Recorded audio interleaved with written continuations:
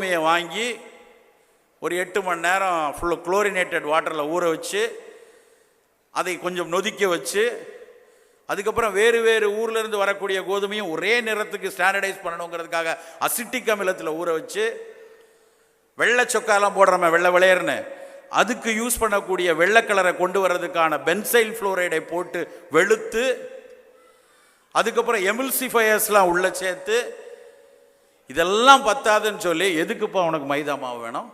ரொட்டி செய்ய போறியா, இல்லைன்னா பிரெட்டு செய்ய போறியா, இல்லைன்னா பரோட்டா செய்ய போறியா? சார் நான் பரோட்டா செய்ய போகிறேன். அப்போ இந்தா கொஞ்சம் இன்னும் கொஞ்சம் குளூட்டனில் இது ஒரு தனி பிரிவு, இப்படி நீளமாக இழுக்க முடியும் அப்படின்னு சொல்லி குளூட்டனில் இன்னொரு வகை புரதம். சார் நான் வந்து மேலே உப்பணும் நல்லா, அப்போ இன்னொரு புரதம் இந்தா அப்படின்னு சொல்லி மொத்தமாக மைதா மாவு முழுக்க ஒரு ரசாயன கலவையில் பண்ணித்தான் ஒவ்வொரு வீடுகளிலும், அது நட்சத்திர விடுதியாக இருந்தாலும் சரி, ரோட்டு கடையாக இருந்தாலும் சரி, எல்லா இடத்துலையும் வருது. இது எல்லாத்திற்கும் இந்திய அரசின் அனுமதியும் உண்டு. உலக நாடுகள் எல்லாம் என்ன சொல்லுதுன்னா, கோதுமையில் 1 கிலோ கோதுமையில் 73% நீ பயன்படுத்தி ஆகணும், மீதியை வேணா நீ தூர போட்டுக்கலான்ட்டு. ஆனால் இங்கு இந்திய அரசாங்கத்தில் மட்டும் என்னன்னா 57% தான் பயன்படுத்துகிறோம், மீதி 43 தூக்கி வெளியே போடுறோம். நல்லதை பூரா பிரித்து வெளியே தூக்கி போட்டு குப்பையை மட்டும் அழகாக வெள்ளை விளையர்னு பேக் பண்ணி கொண்டு வந்து தட்டுறோம். விளைவு என்ன தெரியுமா? மதுரை மருத்துவக் கல்லூரியில் அந்த கல்லூரி பேராசிரியர், மருந்தியல் பேராசிரியர் ஒரு ஆராய்ச்சி பண்ணுறார். அந்த ஆராய்ச்சியில் மதுரை மருத்துவக் கல்லூரியில் அது வந்து அந்த பப்ளிகேஷன் இண்டெக்ஸ்டு ஜேர்னலில் எல்லா இடத்துலையும் பப்ளிஷ் ஆச்சு. அவர்கள் அந்த கட்டுரையில் என்ன எழுதுனாங்கன்னா, நாங்கள் இங்கேருந்து மதுரையை சுற்றி இருக்கக்கூடிய அத்தனை பகுதியிலையும் அந்த பரோட்டா மாவை எடுத்து பார்த்தா அந்த மாவில் எல்லாம் அத்தனை மாவிலும் அலாக்சான் என்ற ஒரு பொருள் கலந்திருக்கிறது அப்படின்னா. எது அலாக்சான் தெரியுமா? அலாக்சான்னா என்னதுன்னு எத்தனை பேருக்கு தெரியும்?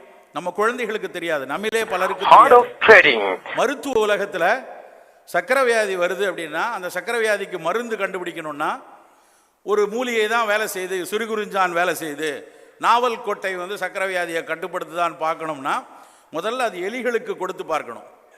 அந்த எலிகளுக்கு அப்புறம் தான் பிறருக்கு கொடுத்து பார்க்க முடியும். அப்போ எலிகளுக்கு சர்க்கரை நோயை உருவாக்கி அந்த சர்க்கரை நோயை அது கட்டுப்படுத்துகிறதான்னு பார்க்கணும். எலிகளுக்கு சர்க்கரை நோயை உண்டாக்கணும்னா எலிக்கு கல்யாணம் பண்ணி வச்சு அதுக்கு டென்ஷன் ஆக்கி, இல்லை சொந்தமாக பிஸ்னஸ் உண்டாக்கி அதில் பல பிரச்சனையை உண்டாக்கி அப்படிலாம் சர்க்கரை வியாதி வர வைக்க முடியாது. உடனடியாக எலிக்கு சர்க்கரை வியாதி வரணும்னா ஒரு இன்ஜெக்ஷனை போட்டால் மறுநாள் அதனுடைய பேங்க்ரியாஸில் இருக்கக்கூடிய ஐலட் செல்ஸ் எல்லாம் செத்து போயிடும். அப்படி செலுத்துவதற்கு அந்த எலிக்கு செலுத்தப்படக்கூடிய வேதிப்பொருள் தான் நண்பர்களே அலாக்சான். அந்த அலாக்சான் இந்த மைதா மாவில் இருக்குது. அப்போ அதை வாரத்துக்கு ஒருக்கா சாப்பிட்டான்னா, இல்லை வாரத்துக்கு 2 நாள் சாப்பிட்டான்னா, தினம் சாப்பிட்டான்னா, இப்போ தெரியுதா அரிசி காரணமா, இல்லை நமக்கு இருக்கிற பிஸ்னஸ் டென்ஷன் காரணமா, இல்லை நமக்கு இருக்கிற மற்ற பிரச்சனைகள் காரணமா, இல்லை நம்ம அப்பா அம்மா காரணமா, இதையெல்லாம் தாண்டி அலாக்சான் மாதிரி பல்வேறு பொருட்கள் ஒவ்வொரு நாளும் உணவுக்குள்ளே வருது. ஒரு பக்கம் ஓட்ஸு, ஒரு பக்கம் பரோட்டா, இந்த மாதிரி காலை உணவை விட்டுருவோம். சின்ன சிற்றுண்டிகள் குழந்தைகள் குதூகலித்து மகிழ்வதற்காக போய் வாங்குறாங்களே, அங்கங்கே மிட்டாய், பிஸ்கட்டு, சிப்ஸு, சாக்லேட், எத்தனை ஒவ்வொன்றும் எப்படி தயாரிக்கப்பட்டு வருது. நம் உடலுக்கு தேவையில்லாத, நம் உடல் கொஞ்சம் செமிப்பதற்கு திணறக்கூடிய, நம் உடல் அழுத்தத்திற்கு உண்டாக்கக்கூடிய பல்வேறு ரசாயனங்கள் இந்த மிட்டாய்கள் ஒவ்வொன்றுக்குள்ளேயும் இருக்குது. ஒரு எச்சிக்கல்ல மிட்டாய் பயங்கரமாக அட்வர்டைஸ் பண்ணிகிட்டு இருக்கான். போட்டு கொஞ்சம் எடுத்து நீ நக்கிக்கோ, அப்புறம் நான் கொஞ்சம் நக்கிக்கலாம், உன் உதரில் ஒட்டியிருக்குப்பா, ஏன் உதரில் ஒட்டியிருக்கா அப்படின்லாம் விளம்பரங்கள். எல்லா பிள்ளைங்களும் அதுக்கு மேலே பேயா அலைச்சல், எனக்கு அந்த மிட்டாய் தான் வேணும். இன்னொன்று ஒரு அட்வர்டைஸ்மெண்ட், கோணலாக இருந்தாலும் நல்லது சாப்பிடு, கோணலாக இருக்கிறத சாப்பிட்டா கண்டிப்பாக கோணித்தான் போவோன்னு நிறைய பேருக்கு தெரியாது. ஒவ்வொரு உணவுகளும் உற்பத்தி பண்ணும் முறைகளை கொஞ்சம் உற்று பார்க்கணும்.